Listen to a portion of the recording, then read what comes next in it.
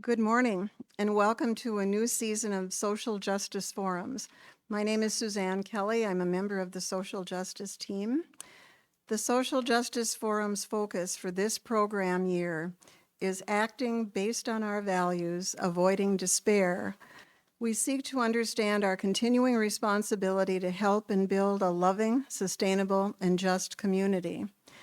We are pleased to welcome two members of the leadership team of the International Institute of Minnesota. Jane Graupman is the executive director, and Michelle Eberhard is the director of Refugee Affairs. Founded in 1919, and I was telling her my grandfather came from Norway about that year, so this has special meaning for me.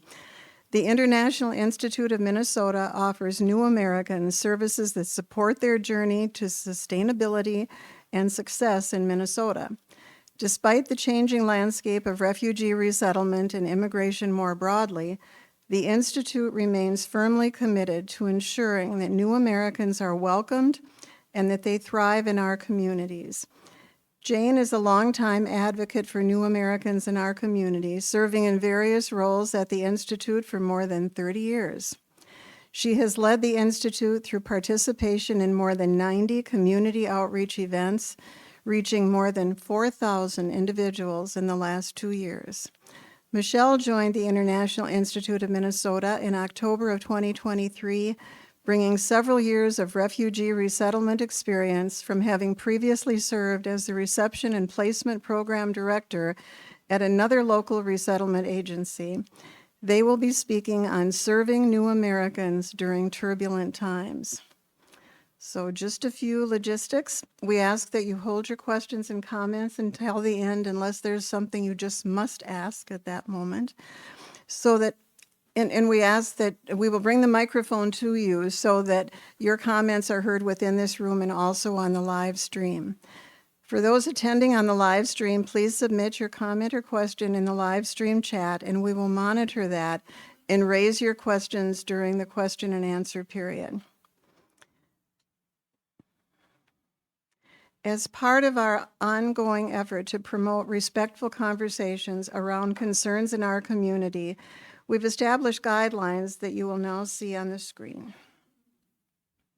Please take just a minute to review these guidelines.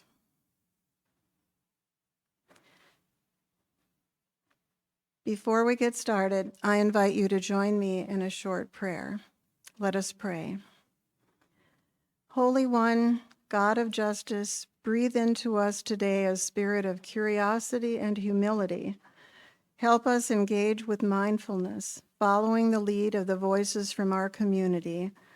Guide our speech and our self-awareness so we may honor the divine in all people.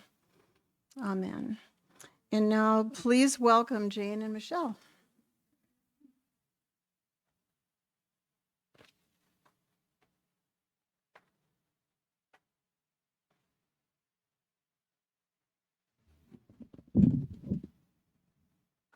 Good morning, everyone. I'm Jane Graupman, and it's really a pleasure to be here.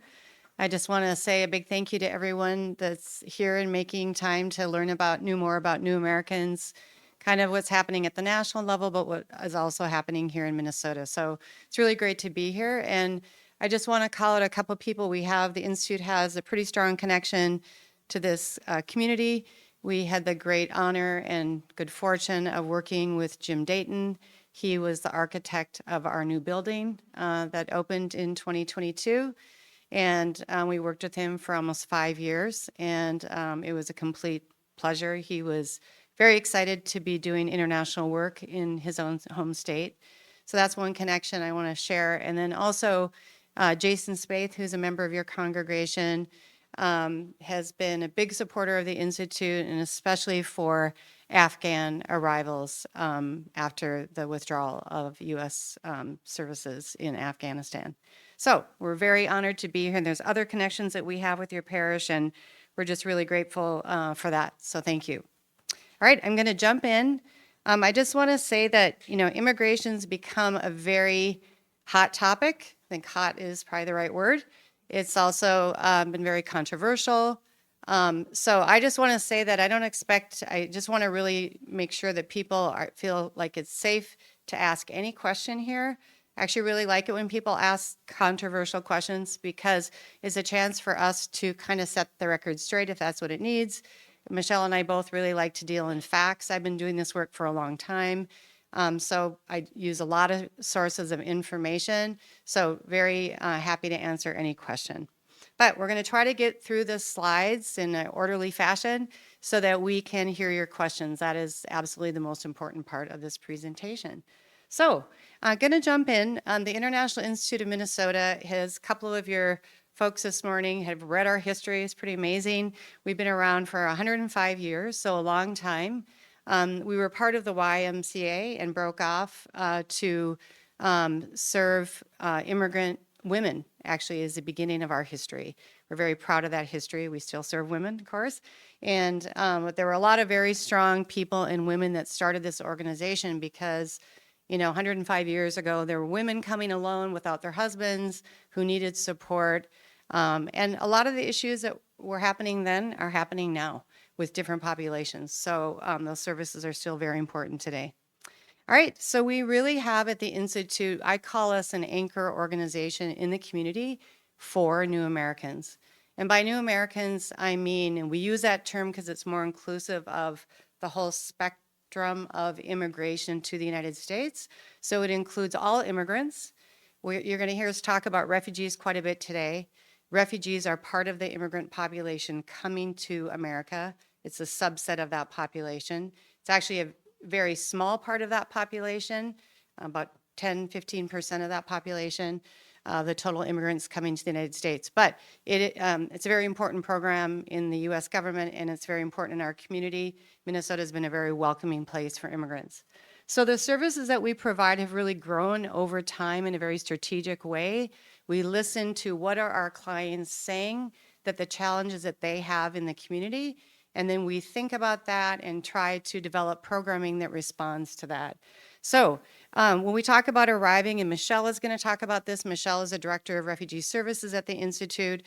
A lot of that is refugee services. So our staff meeting people at the airport, taking them to their first home into the United States. They've been through years of vetting, 2.5 years, 3 years of vetting.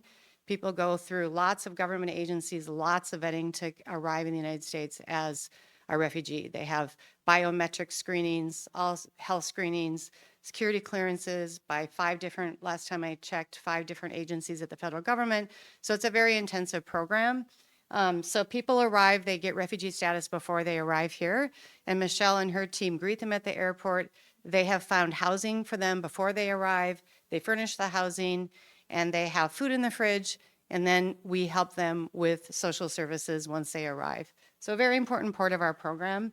But of the, over 5,000 people that we serve, probably the average number of refugees we're serving a year is under 500, right, through the Refugee Services Program. But they do then go into other programs as well. All right, and then education, of course, is very important. You won't be surprised to know that we have a very robust English class. I'm very proud of the English services that we have at the Institute. Most of our teachers have their masters, and it's a very, very good, strong program. It's a very important part of what immigrants need when they arrive to the United States. And those classes are very full. People understand very quickly before they even get here, and most of them speak English before they get here, which is amazing because many of them are living in refugee camps, right? It's amazing how much English they do speak. But people really understand that that is, so important for their future and accessing jobs in the United States. So people are learning English. They want to learn English. They know that that's very important to do. But we also have a very, very unique college readiness program. So it's very intensive preparation for college so that when people get to college, they're ready for those college level classes and they can graduate on time from college. And that's been a very, very successful program and really a unique service that we have at the Institute. And that we do that because that's very important for people's future, right? To get their wage to a level that they can sustain themselves and their families. So that's really important work. And then we have very robust workforce training programs. I'm going to talk more about that in my presentation, but that also is very important. Everyone needs a job that comes to the United States, And people go to work very quickly within months of arriving here, sometimes even sooner. So that work is very important, and I'm going to talk more about that. And then Thrive, that part of the slide is referring to the immigration services that we have. So we have workforce, education, refugee services, and then we have immigration services. So that is, we have an attorney on staff, we have other immigration staff who help people adjust to get their green card. So refugees, when they arrive, they get a green card. They're entitled to get a green card, and our staff helps them do that process.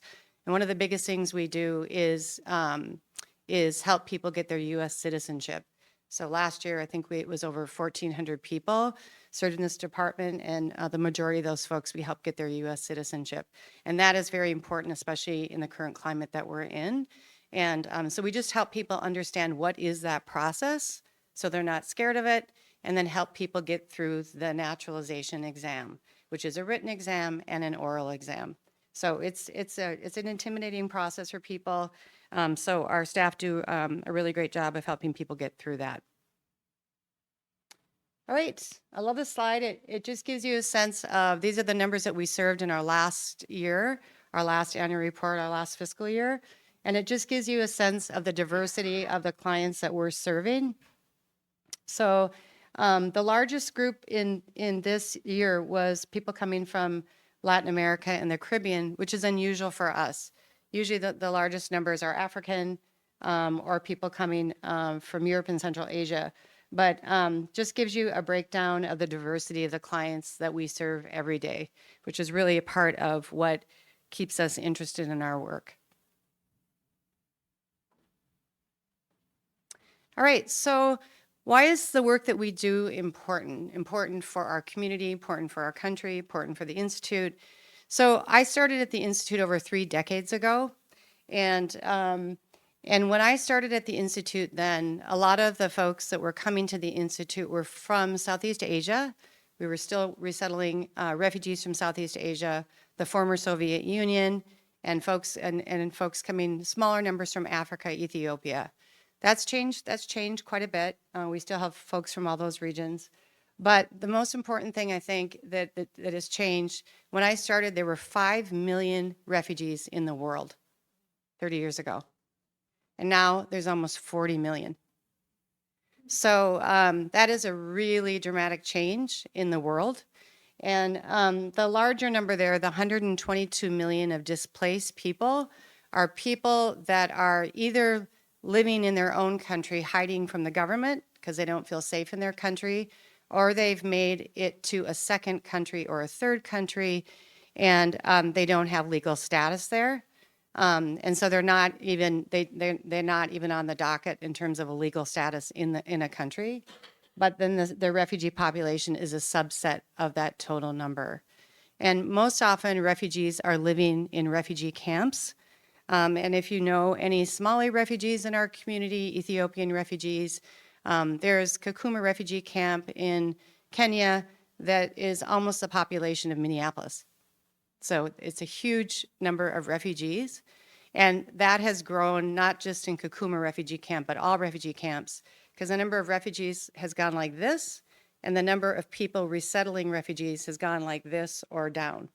So that's where you get this large number of displaced people. So one of the big benefits we talk about is the economic benefits that we see with immigration to our state. So everyone in the United States, every state has a declining birth rate, and that's only going to grow with time and is growing with time. So immigrants are a really important part of filling that void in our community and other communities. So if you look at any given year in the last 5, maybe even 10 years, the majority of new workers, new people entering the labor force in our state is immigrants. Sometimes it's over 90%, it's over 75%. So it really is the majority of new workers in our state. And I think a lot of people, don't know that. And so it is really vital to the economic health of our community. And of course, immigrants start a lot of businesses. They aren't just doing entry-level work or doctors or lawyers. They're also creating lots of businesses in Minnesota and in the country. All right.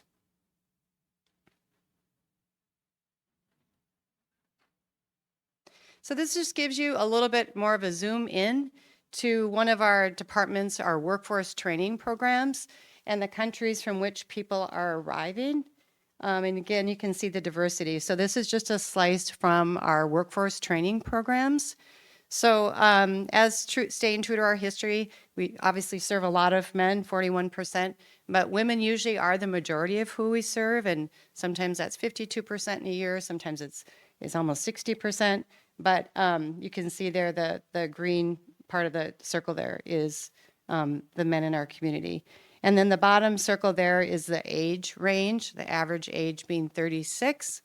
Averages can be a little deceiving, so we serve people that are, a lot of people in their 50s as well as 60s and people in their 20s. But the majority of people that we're serving are adults, and with the exception of the refugee program who's serving families.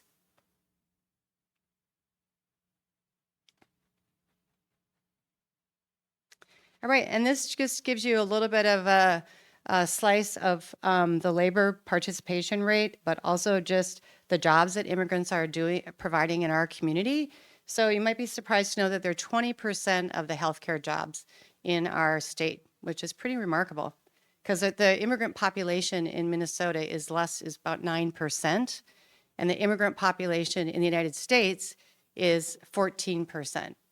And I think sometimes if you're listening to the news too much, you think that we're being invaded by all these people. And it's really a very small percent of the population in our community. Even the undocumented population that you're hearing a lot is less than 1% of our population.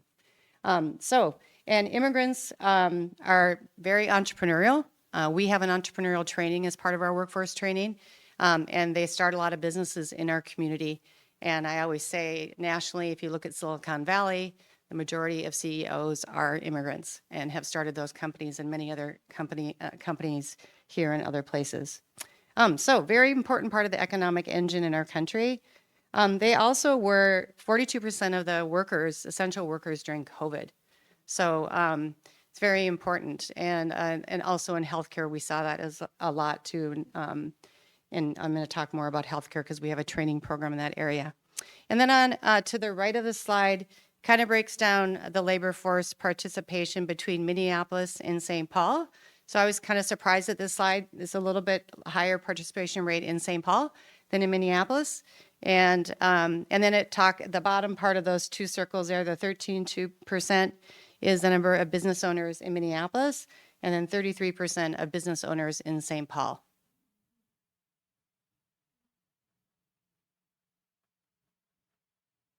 Other thing I don't want to forget to mention is the Minnesota Chamber of Commerce, if you're interested in this topic, just did a really amazing report, a very comprehensive report on immigrants in our community in Minnesota.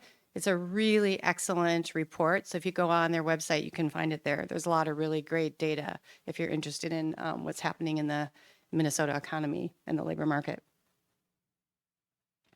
So just want to spend a little bit of time talking about our medical careers pathway. So this pathway alone has employed over 4,000 people in healthcare. So this is a training program we have on site at the Institute, and we help people become nursing assistants. Over 2,000 people have become, of our clients have become nursing assistants, are working in the community. And one of the great things about the data that we track, we do a lot of data tracking at the Institute, is that our clients have almost 100% one-year job retention rate, both as nursing assistants, which has a very high turnover rate, and also the folks that we help move up into becoming nurses. So folks become nursing assistants, and then we help them move into RN, 2-year and 4-year RN positions. And then we also have a program that helps foreign trained physicians, internationally trained physicians, get relicensed in Minnesota, which is a very intensive process. We have many partners, the University of Minnesota, the state of Minnesota Health Department.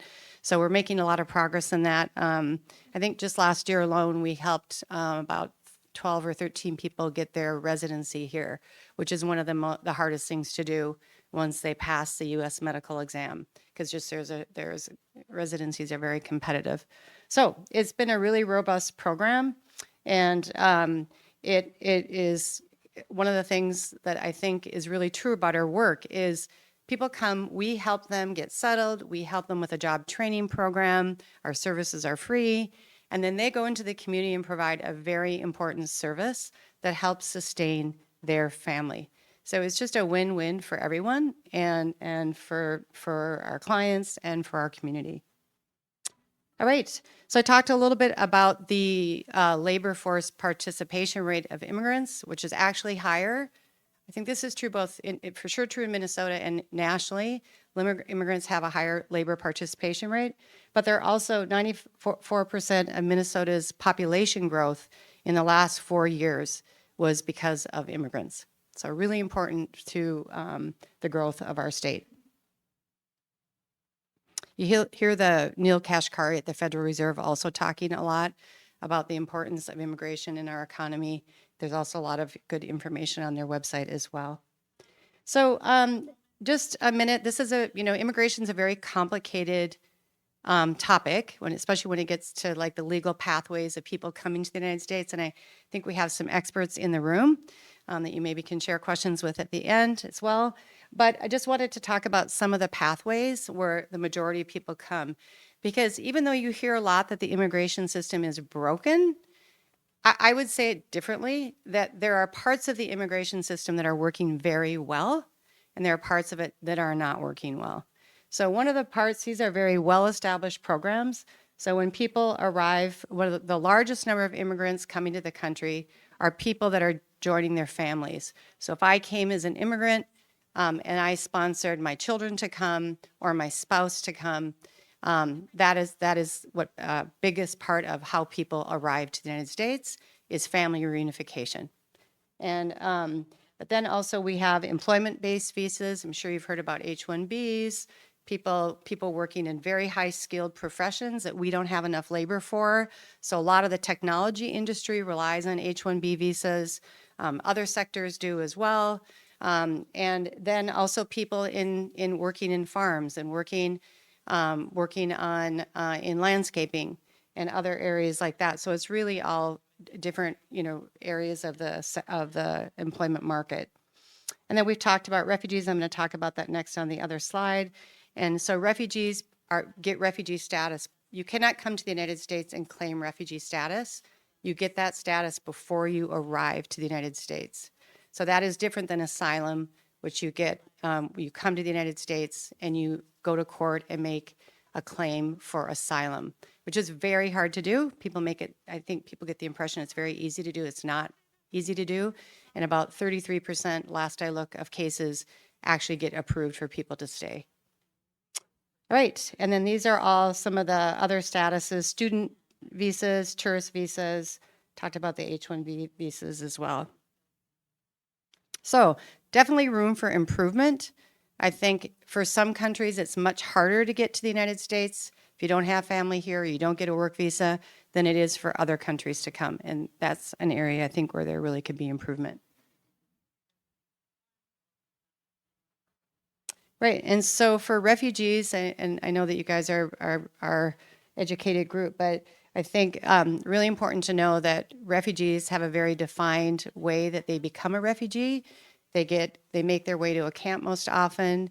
They meet with the United Nations, and then there's U.S. staff there from the Immigration Service, from the FBI, other places that are really making sure that they meet the definition of refugee status. So they're fleeing persecution.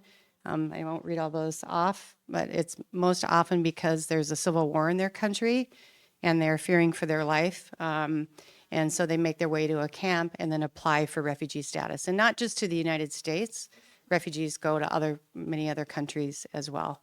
But the U.S. has been the largest supporter of refugees when you look at the numbers. Part of that is because we're a much bigger country than many countries, but we have been generous and resettled many refugees to our country and in our state. And the faith-based community, especially at the beginning, this program started in 1980, and faith-based communities were key to this program working because there was not very much funding for it. And so agencies like ours really had to rely on communities like yours to help us with that work. And they really responded, and they still do, as I'm sure you know. One thing I would say that's also really changed in my 30 years of doing this work is this program used to be apolitical. If you can imagine, there's really nothing that seems apolitical anymore. But this program was very apolitical. It was very bipartisan. It was very supported by Republicans and Democrats alike. They held it up as many people saw it as a religious obligation to help people that were fleeing their countries from civil war. And that has really changed. Immigration has just become a very political topic.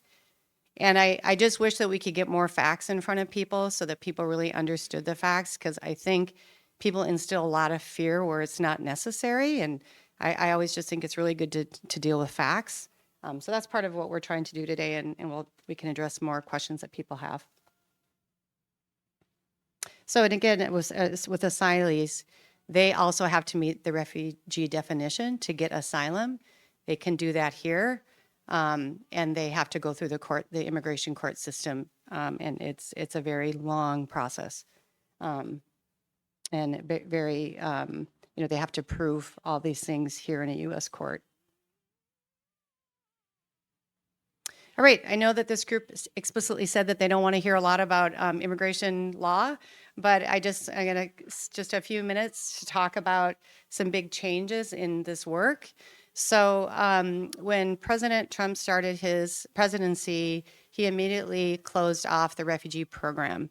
And one of the things that was very difficult about that is there were almost 200,000 people that were approved to travel to the United States, had given up their spot in the refugee camp, and then were told once they were getting ready to leave on an airplane that they had to go back to the camp, and they had given up everything they had there.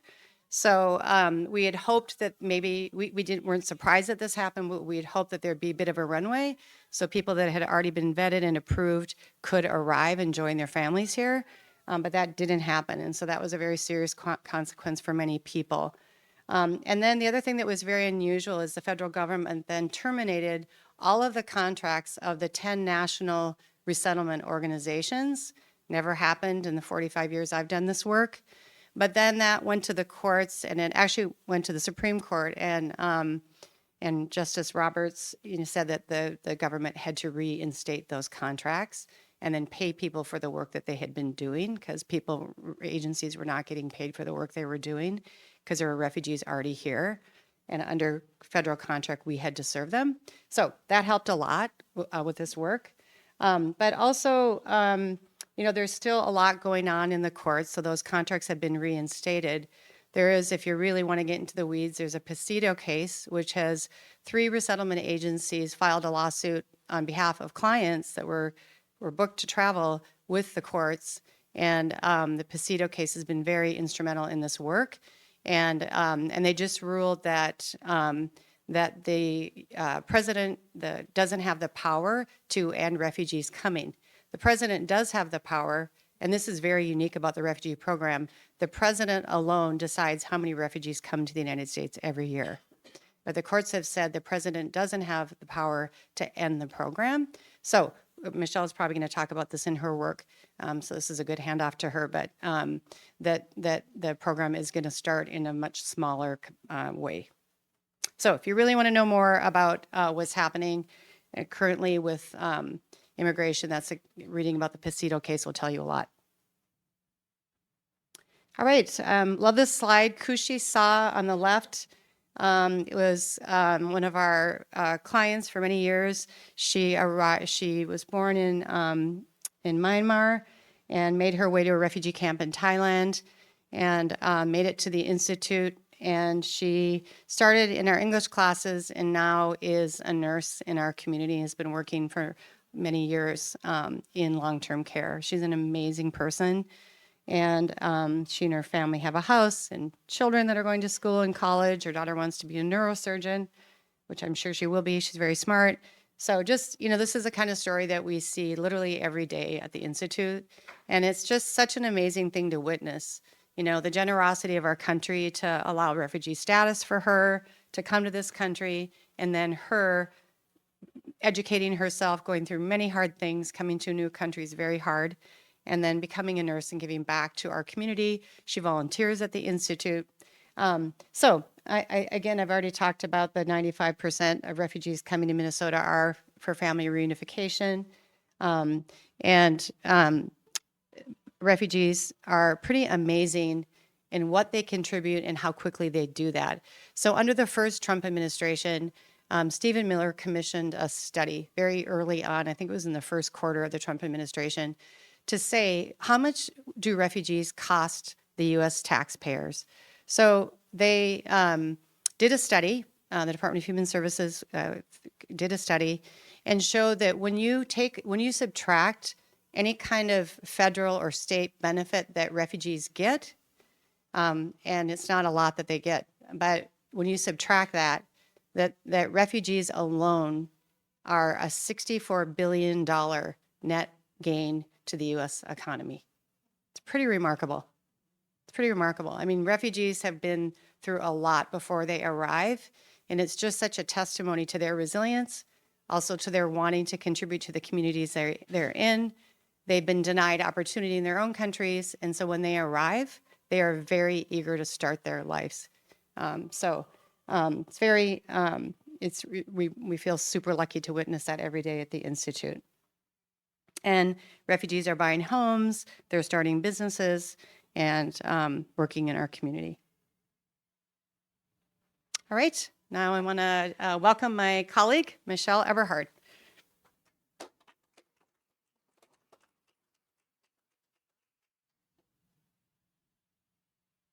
All right. Good morning, everybody. As Jane said, I'm the Director of Refugee Services at the International Institute.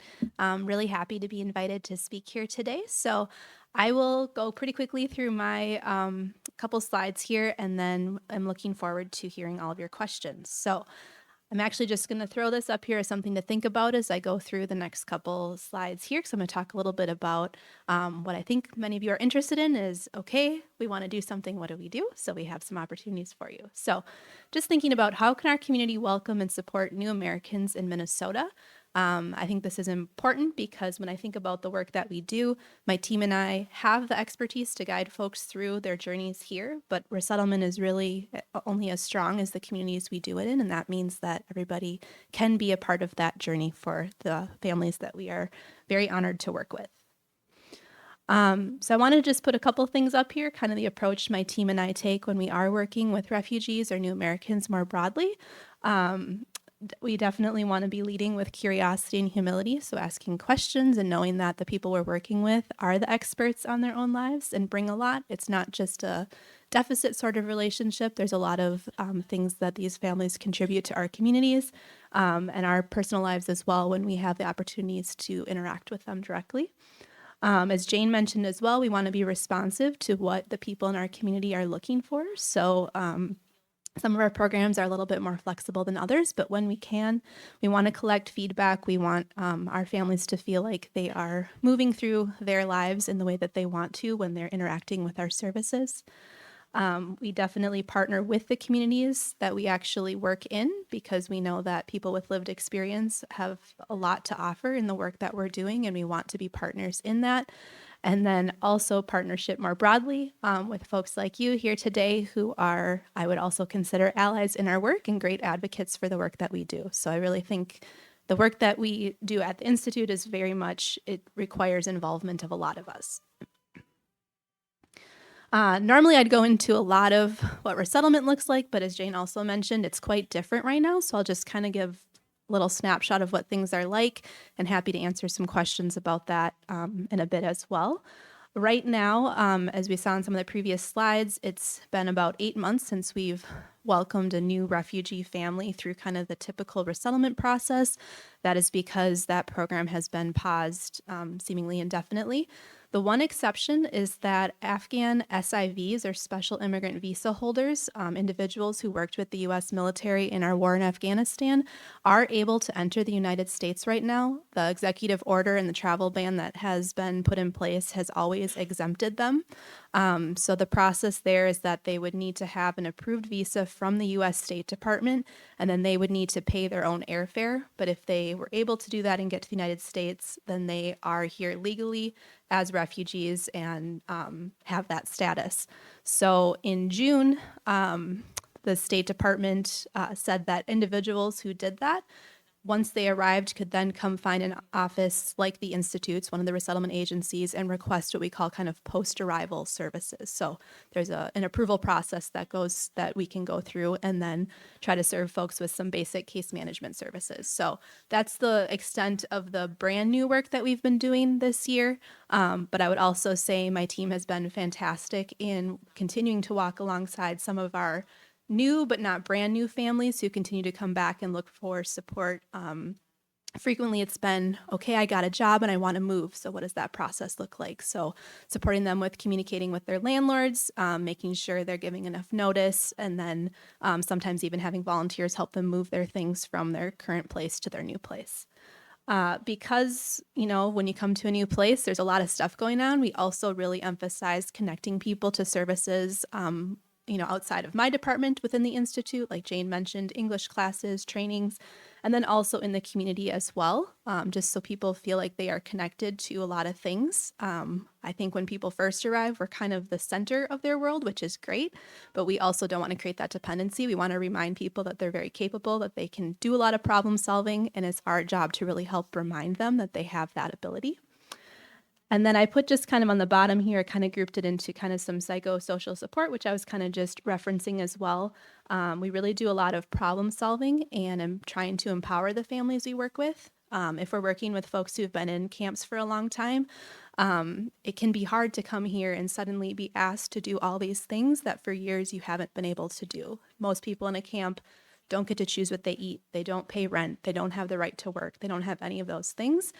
And then they come here and immediately we say, all right, it's time to get a job. It's time to do these things. And that can be really intimidating. So a lot of what we try to do is to remind people that they have the ability to make good decisions for their families. And we just try to help them get the information to do that and to navigate some of the systems in Minnesota that they can then access. So my last 3 slides here are just 3 kind of volunteer opportunities that we have, and I have my card here too, so if you're interested or think that's something you might want to do, I'm happy to chat with you further about that. One of our programs is an individual one. We call it our Bus Buddy program, and it's just what it sounds like. It's helping folks navigate our public transit system, so both buses and the light rail. When people were brand new, that would often be showing them how to get to our office so they could meet with a case manager or perhaps go to English class. Most people have had that opportunity now, so we're shifting it a little bit more to making sure people can get to their job, or if they have a new job, making sure they feel comfortable getting there. So this opportunity is definitely for somebody who has kind of working hour availability. We try to avoid the rush hour on transit. So I would say most of the times we're meeting with clients probably between like 9 and 1 on the weekdays, and then helping them, go from their house to wherever it is that they want to go. And I should mention, we do have a volunteer coordinator that you would get direct support from for any of these. So that's one opportunity, kind of an individual one. Another one I absolutely love that we just kind of brought back, it was something we did pre-COVID, and our volunteer coordinator has helped bring it back this past year, is our mentorship program. This is also a one-on-one opportunity, but instead of kind of an ad hoc, we'll take the bus today type of thing, this is really about relationship building. It's a 3-month commitment, so 12 weeks. You commit to meeting with the same individual once in person, each of those 12 weeks. And again, there's training and support from our volunteer coordinator, lots of different activities and suggestions of what to do. Some of the things that I've heard people have been doing. This is one family with their mentor who met at a park one day. I think we had kind of a opportunity for multiple mentors and mentees to get together. Some went to the state fair, some went to Pride, some have been practicing their English. So it's really, us looking at what the interests of the mentee are and seeing if we can match someone in the community who has similar experiences or just really just wants to make a friend. I do tell most of our families there's no such thing as too many friends. So I think this is a great opportunity for that. And then the last one I wanted to highlight is our side-by-side co-sponsorship program. This initially was intended for brand new arrivals. It's a 6-month commitment of people, again, developing relationships and friendships. Because it was initially corresponding with someone's arrival, we also partnered with these groups to provide some of those initial arrival services for folks. So setting up houses, helping kids get enrolled in school, all those types of things. And then, really helping our new families feel welcome and knowing that there's more than just their case manager who's happy that they're here and willing to work with them. So when I mentioned, that the Afghan special immigrant visa holders are still able to travel, we are assuming that this will continue into next fiscal year, which begins on October 1st. So we're anticipating trying to have more opportunities to work with those families when they first get here and coordinating a little bit better so we know beforehand versus they show up after having been here for a couple weeks. So that's how we would like to kind of use this program going forward. So look pretty similar to what it has been. But it might be a little bit different just based on some of those circumstances. So this is usually a group of 4 to 8 people. We've found that's a good size. It's not too overwhelming then for the family. There is a little bit of a financial support piece that goes towards helping, with the basic needs that our families have. As Jane mentioned, there is an initial federal grant. It's one time and it's very small, and most of it is spent on housing before someone even gets here. So that's kind of the purpose of that. But great program. We were able to match 2 families before things changed and had really positive feedback from both the volunteers and the families. So definitely think that's a great opportunity. And if there's groups of folks here that are interested, I think that would be something we'd love to talk more about. So, all right. We will take questions Jane or I can answer. So yeah, looking forward to hearing what you're wondering about.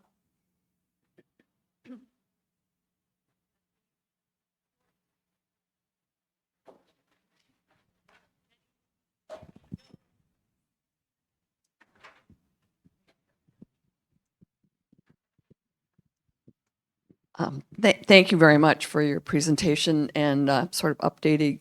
I preface this with the information that I worked for an international institute in the 80s in Buffalo, New York. And I have 2 questions. One is, in those days, we worked very closely with U.S. Immigration Services when we did our work. And I wonder if that's still the case or if that's not the case anymore. And the second question is the recent suggestion, I think it's a suggestion at this point, that we charge money for H1B visas for the top echelon people who are coming to this country. What would that impact be? So two-part question. Thank you. Yeah, thanks for the question. I've been to that Buffalo agency several times. It's in a beautiful spot. Yes, we still do work with the Immigration Service in Minnesota. I think that really varies state by state. And the biggest way we do that is preparing people for immigration interviews, making sure people do that differently in different states. I mean, there's a federal protocol for that, obviously. But, yes, so yes, we do. I'm not sure that's true in all states. I think it really varies state by state. And, the time it takes for someone to get their U.S. citizenship really waxes and wanes, depending on who the president of the United States is. So, it's not always the same, right? So, but yes, we try to have those relationships. Yes, so we're hearing all sorts of things about increased fees. I mean, there already are fees for H-1B visas, right? So people already pay fees. I'm not sure what this fee is for. And it's quite a huge, I haven't done the math in terms of how a percentage increase it is, but people are already paying for that service and companies are paying for that service. So it's going to be a huge, I think corporations are already in a tough place trying to recruit people to come here, because I think no matter if you are a very high skilled immigrant, you're a citizen, you're here in legal status, it's a scary time to come to the United States. We can't tell people if you have citizenship or you have a green card and you're here in legal status that you can't get abducted by ICE or arrested by ICE. Like, we can't guarantee that to people. So I think it's already a problem for U.S. corporations to get people here. We're losing a lot of talent already. So I think that's just another barrier. And it definitely would be a big expense for U.S. corporations and other smaller corporate companies.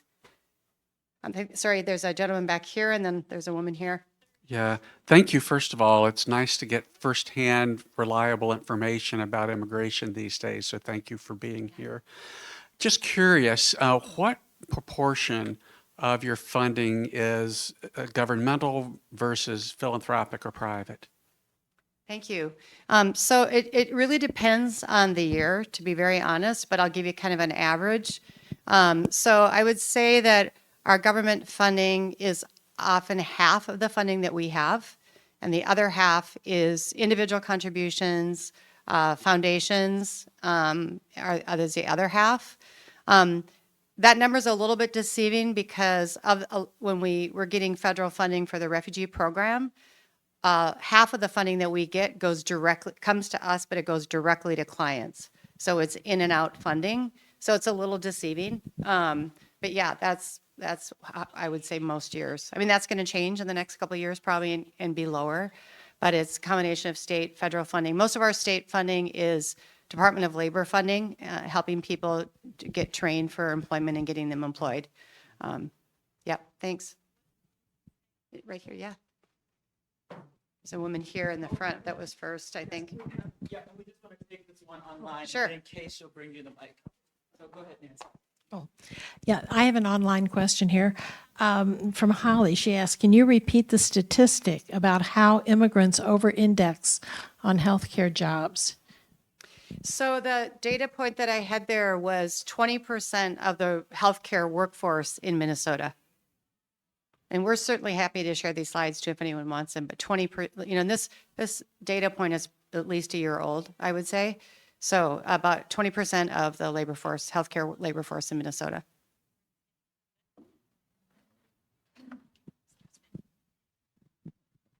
Do very many of your clients need legal services?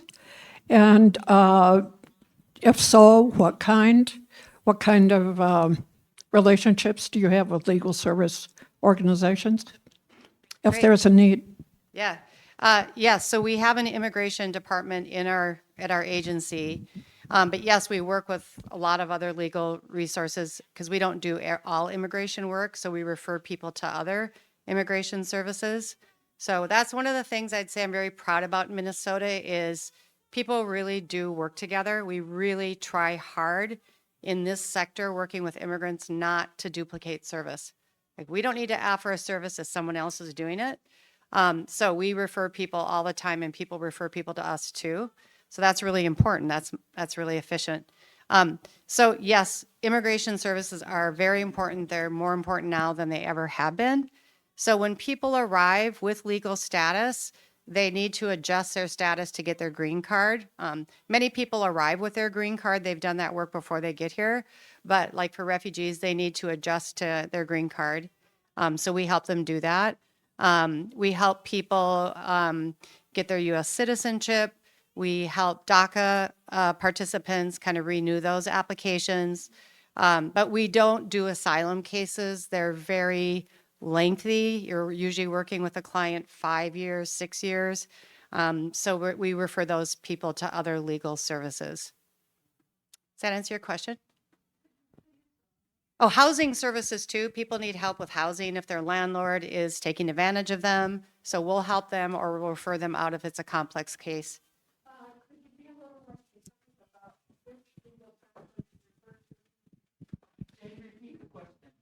Repeat the question? Yes. So she is asking for me to be more specific about the cases that we refer out from the Institute. So mostly asylum cases, or we do some complex citizenship cases, but if we can't serve them, we send those to other people too, because we only have one staff attorney on site. So advocates, immigration, legal services.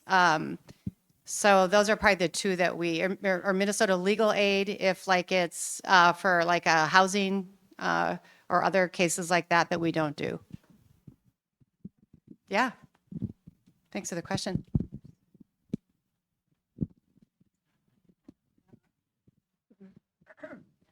Is it on? Okay. Well, I know Daily Work and the Minnesota Council of Churches works with refugees. Do they work through you or are they on their own? I'll let you answer that question, Joe.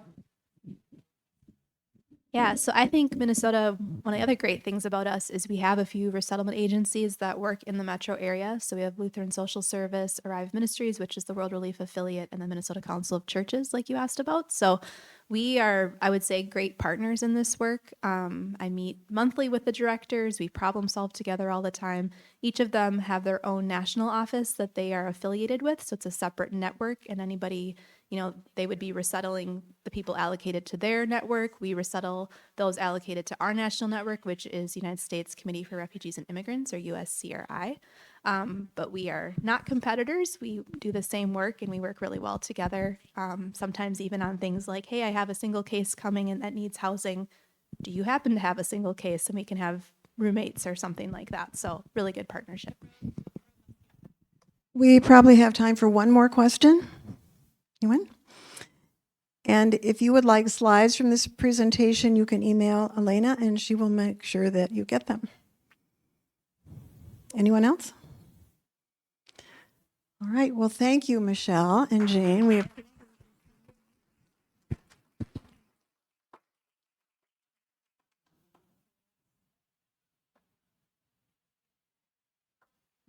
Next week, oops, where are we? And that's their specific information if you would like it. Next week, we would like to welcome Steve Palmer, Executive Director of the Westminster Counseling Center, speaking on places that scare us, finding hope in difficult times. We look forward to welcoming all of you back then. Thank you.